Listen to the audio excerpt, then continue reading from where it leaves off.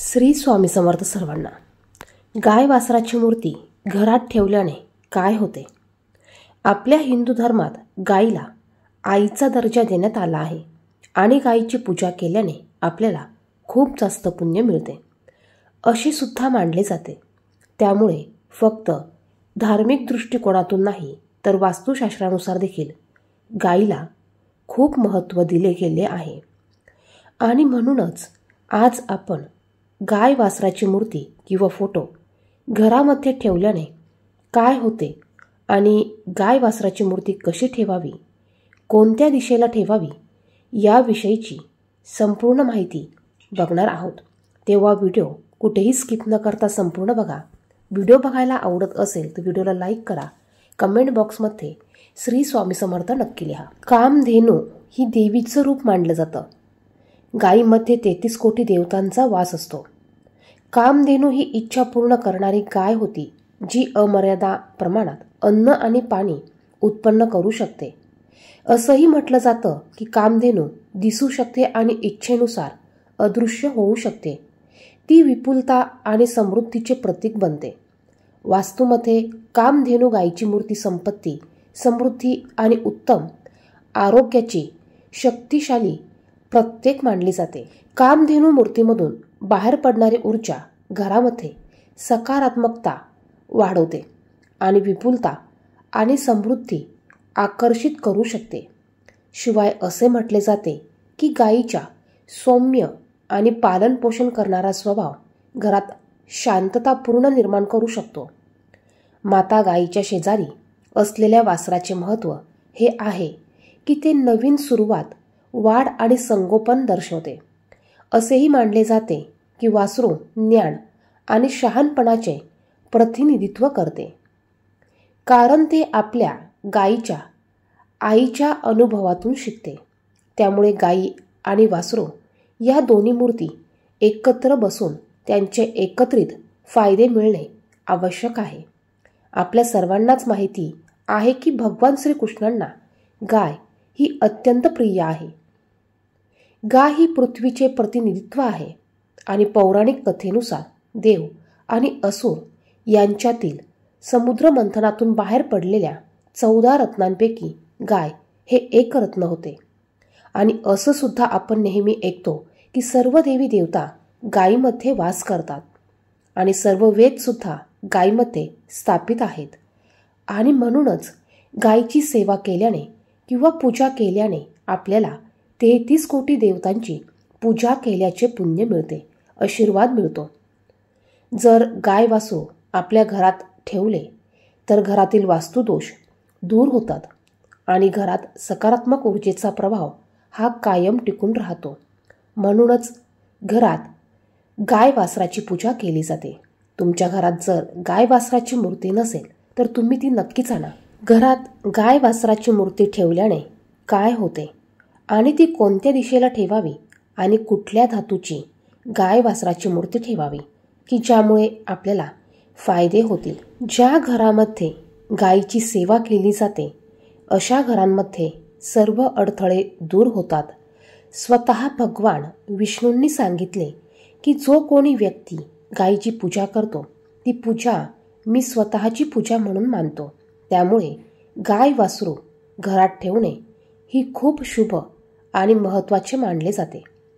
त्याचप्रमाणे गायीला जर आपण शुक्रवारी चारा खाऊ घातला किंवा दारापुढे आपल्या घरासमोर जर कधी गाय आली आणि आपण तिला घरात असलेली पोळी किंवा गूळ खाऊ घातला तर ते खूप चांगलं मानलं जातं आणि त्यामुळे आपल्याला कामधेनूची गायीची आशीर्वाद प्राप्त होतात। घरात गाय वासराची मूर्ती ठेवल्याने सुख समृद्धी नांदते आणि घरातील वास्तुदोष दूर होऊन कुटुंबात सौभाग्य आणि प्रेम टिकून राहते। आता आपण जाणून घेऊया की गाय वासराची मूर्ती घरामध्ये ठेवण्याची योग्य दिशा कोणती। तर वास्तुशास्त्रानुसार कामधेनू म्हणजेच गाय वासराची मूर्ती जर आपण ईशान्य दिशेला ठेवली तर ते शुभ मानले जाते। या दिशेला जर आपण ही मूर्ती ठेवली तर आपल्या घरात नेहमी सुख, शांती टिकून राहते, वास्तुदोष दूर होतात आणि घरात सकारात्मक ऊर्जेचा प्रभाव होतो. आता गाय वासराची मूर्ती कोणत्या धातूची आपण ठेवू शकतो? गाय वासराची मूर्ती कोणत्याही धातूची आपण आपल्या घरामध्ये किंवा देवाऱ्यामध्ये ठेवू शकतो. असं काही नाही की आपण फक्त सोने किंवा चांदीची मूर्ती ठेवू शकतो. आपण तांब्याची किंवा पितळेची मूर्तीसुद्धा ठेवू शकतो. आणि मूर्ती नसेल तर आपण फोटोसुद्धा ठेवू शकतो. आणि हा फोटो आपण घराच्या प्रवेशद्वारावर सुद्धा लावू शकतो. म्हणजेच घराच्या प्रवेशद्वारावर आपण फोटो किंवा आपल्याला जमत असेल तर मूर्ती किंवा फोटो आपण लावू शकतो. वास्तुशास्त्रानुसार सफेद संगमरवरी दगडापासून जी मूर्ती बनवलेली असते, गाय वासराची असते, ती आजकाल जी चिनी मातीची बसून बनवलेली मूर्ती असते, ती सुद्धा गाय वासराची मूर्ती आपल्याला बाजारात बघायला मिळतात. तर त्यासुद्धा तुम्ही मूर्ती तुमच्या घरामध्ये किंवा ऑफिसमध्ये ठेवू शकतात. आपल्या घरात गाय वासराची मूर्ती ठेवल्याने घरातील सर्व सदस्यांवर गायीची कृपा राहते आणि त्यांना कुठल्याही आर्थिक संकटांचा सामना करावा लागत नाही. आणि आपल्याला माहीतच आहे की कामधेनूमध्ये माता दुर्गा माता, लक्ष्मी आणि माता देवी सरस्वतीचे गुण आहेत. म्हणूनच कामधेनू गायीची मूर्ती किंवा फोटो लावला तर आपल्याला अनेक फायदे होतात. आता कामधेनू गायीची मूर्तीची पूजा कशी करायची?